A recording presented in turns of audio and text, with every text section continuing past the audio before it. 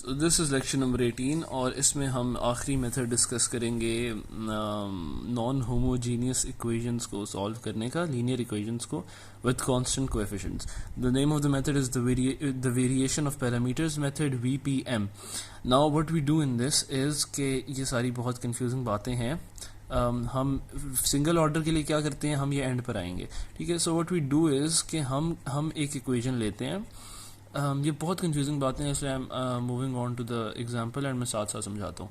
So what we actually do is कि हमारे पास कोई ऐसी इक्वेशन आती है. ठीक है, we go through that equation, हम सॉल्व करना स्टार्ट करते हैं जिस तरह पहले हम बनाते थे ना कॉम्प्लीमेंट्री सोल्यूशन, उसके साथ मतलब होमोजीनियस बना के.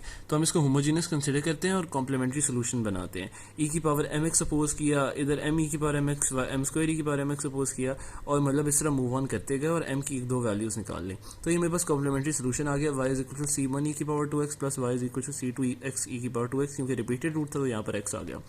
अब हमने क्या करना है वेरिएशन ऑफ पैरामीटर्स मेथड में कि हम ना ये जो c1 और c2 के साथ जो बेसिकली मेरे y1 और y2 बन रहे होते हैं ना, हम उन्हें उठाते हैं एज इट इज और हम इनको देखकर yp सपोज करेंगे आगे. ठीक है, तो अब हमने इसको एज इट इज उठाया. e की पावर 2x मेरा y1 है और x e की पावर 2x मेरा y2 है. ठीक है, what I will do is कि मैं इसका रॉन्स्कियन निकालूंगा. ये मेरे पास एक फंक्शन है, ये मेरे पास एक फंक्शन है, तो दो फंक्शंस का रॉन्स्कियन कैसे निकलता है, दैट फंक्शन और फिर उसका डेरिवेटिव, सेकेंड फंक्शन और उसका डेरिवेटिव एंड देन इसका डिटर्मिनेंट. ठीक है, तो सिंपल एज दैट. तो हमने इसका ये लिया, हमने डिटर्मिनेंट लिया, हमने हमारे पास डिटर्मिनेंट आया e की पावर 4x. ठीक हो गया, ये हमारे पास रॉन्स्कियन आ गया. अब हमने क्या करना है फॉर u1. ठीक है, हमारी बेसिकली ये पैरामीट्रिक इक्वेशन बनेगी u1 e की power this and u2 x e की पावर दिस, यानी इसी तरह की बननी चाहिए. लेकिन for u1 what we will do is कि हम हमारे पास ये फॉर्मूला है कि derivative of u1 is equal to w1 over w, derivative of u2 is equal to w2 over w. Now what w हमने निकाल लिया Wronskian. Now what is w1 and w2. तो बेसिकली w1 इज, ये basically ना kind of Cramer's rule है. Cramer's rule में क्या करते थे हम कि जो वाली चीज़ निकालनी है उसकी जगह पर हम इक्वल्स टू के बाद वाली चीज़ें रख देते थे, तो हमने यही की है. So for configuring w1 what we will do after this Wronskian step is कि हम इक्वेशन को स्टैंडर्ड फॉर्म में लिखेंगे. स्टैंडर्ड फॉर्म का मतलब होता है कि जो हाईएस्ट डेरिवेटिव है उसके साथ कोएफिशिएंट 1 होना चाहिए. यहाँ पर ये इक्वेशन ऑलरेडी स्टैंडर्ड फॉर्म में है, y double prime, this is a question ना, ये ऑलरेडी स्टैंडर्ड फॉर्म में. तो जो मेरे पास वाइज के अलावा राइट साइड पे नॉन होमोजीनियस चीज बना रही है ना, जो मेरे पास कांस्टेंट है, यहाँ पर y के हिसाब से ये पूरी चीज कांस्टेंट है, तो that is basically f of x. ठीक है, तो ये मैंने f ऑफ x डिटर्मिन कर लिया. जब मैंने f ऑफ x डिटर्मिन कर लिया तो मैंने w1 निकालना है, और वो w1 में कैसे निकालूंगा, that w1 will be this 0 f of x और बाकी as it is same. Basically तो ये w है ना, तो उस w वाले में तुम यहाँ पर 1 निकालना है ना, w1 तो 0 f ऑफ x कर दो जब, और ये एज इट इज रहने दो. जब w2 निकाल रहे होगे तो इसको एज इट इज रहने दो और इसको 0 f ऑफ x कर दो. ठीक है, it will make more sense आगे. तो w1 निकालने के लिए मैंने 0 f ऑफ x कर दिया. f ऑफ x मेरे पास ये था, और w2 को मैंने सेकंड कॉलम को एज इट इज रहने दिया, x e की पावर 2x, और ये इसका डिटर्मिनेंट निकाला ही आया. फॉर w2 मैंने फर्स्ट कॉलम को एज इट इज रहने दिया और सेकंड कॉलम को मैंने 0 और f ऑफ x से वो कर दिया, इसका डिटर्मिनेंट आया. इस डिटर्मिनेंट को मैंने डिवाइड करना है w से, तो मेरे पास ये डिटर्मिनेंट आया था माइनस एक्स प्लस 1 एक्स ई की पावर 4x. डिटर्मिनेंट मेरे पास e की पावर 4x आ रहा है, तो वो डिवाइड करूंगा, मेरे पास ये चीज़ रह जाएगी, इसमें मेरे पास x प्लस 1 रह जाएगा. ठीक है, सिंपल इज दैट. और लास्ट स्टेप इज कि बस ये चूंकि डेरिवेटिव है हमने सपोज किया हुआ है, तो अब इसकी इंटीग्रेशन करनी है. इसकी इंटीग्रेशन करके सीधा हम आंसर में पुट कर देंगे. ठीक है, हमारे पास पर्टिकुलर सोल्यूशन निकल आएगा. तो इसकी अगर मैं एक्स स्क्वायर माइनस इसकी मैं इंटीग्रेशन करूं तो क्या बनेगी, minus x cube over 3 minus x square over 2. इसकी इंटीग्रेशन करूं x square over x 2 plus x.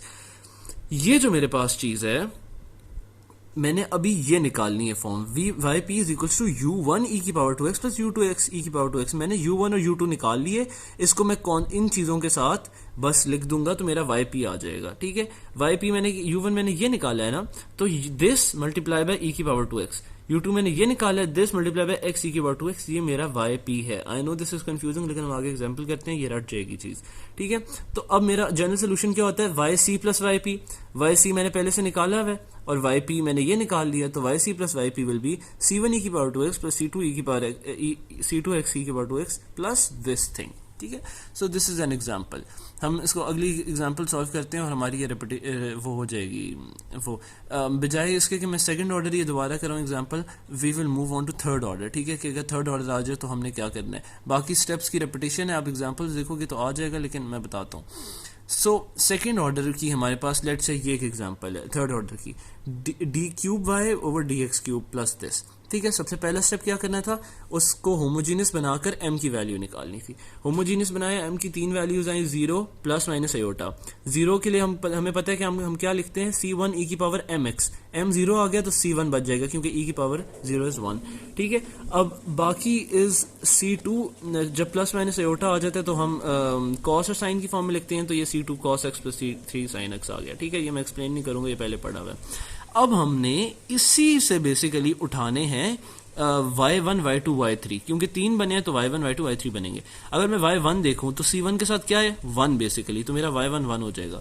c2 के साथ cos x है, मेरा y2 cos x हो जाएगा। c3 के साथ sin x है, मेरा y3 sin x हो जाएगा। इसका मैंने सबसे पहले लेना है रॉन्स्कियन, तो मैं रॉन्स्कियन ले लूंगा इसका। 1 का डेरिवेटिव 0 और उसका डेरिवेटिव 0, cos का डेरिवेटिव ये, इसका डेरिवेटिव ये, sin का डेरिवेटिव ये, इसका डेरिवेटिव ये। इसको मैं मल्टीप्लाई करूंगा, मेरे पास 1 आंसर आ जाएगा। मल्टीप्लाई नहीं, डिटरमिनेंट लूंगा, मेरे पास 1 आंसर आ जाएगा। इसके बाद मैं क्या करता हूँ, इक्वेशन को स्टैंडर्ड फॉर्म में लिखता हूँ, यानी कि इसके साथ 1 कोएफिशिएंट होना चाहिए, इसके साथ 1 ही है, तो equation is in my standard form. ठीक है, 0 डबल प्राइम कर दिया क्योंकि 0 ये दोनों टर्म 0 है। स्टैंडर्ड फॉर्म में देखा और मैंने देखा कि मेरे पास कांस्टेंट क्या है, यहाँ पे this is the constant and this is also known as the f of x। तो मेरा f ऑफ x हमारे पास कोसेकेंट x आ गया बाय ऑब्जर्वेशन। ठीक है, अब हमने क्या करना है, हमारे पास 3 कॉलम्स आ गए हैं, तो हम 0 0 0 कोसेकेंट x से क्रैमर्स रूल लगाना शुरू कर देंगे बेसिकली। ठीक है, तो मेरा w1 क्या होगा 0 0 कोसेकेंट x और बाकी दोनों रोज ऐसे ही। इसका डिटर्मिनेंट लूंगा, मेरे पास w1 आ जाएगा। w2 मेरा क्या होगा, ये रो ऐसे ही रहेगी, ये भी कॉलम ऐसे ही रहेगा और 0 0 cosecant x second row column में आ जाएगा। सिमिलरली w3 में मेरे पास 0 0 कोसेकेंट x थर्ड रो में आ जाएगा, 0 0 f ऑफ x। ठीक है, तो थर्ड कॉलम में आ गए। इनका डिटर्मिनेंट लिया, मेरे पास y1 w1 w2 w3 आ गए। इसको मेरे पास u derivative is equals to w1 over w, u derivative to w2 over. तो बेसिकली इस तरह मेरे पास इनकी मैं w1 की डेरिवेटिव ऑफ u1 की वैल्यूज निकाल लूंगा। डेरिवेटिव ऑफ u1 को मैं इंटीग्रेट करूंगा, तो कोसेकेंट x की इंटीग्रेशन होती है natural log cosecant x minus cot x, इसकी इंटीग्रेशन होती है minus natural log sine x, इसकी इंटीग्रेशन होती है x। ठीक है, माइनस है तो माइनस x।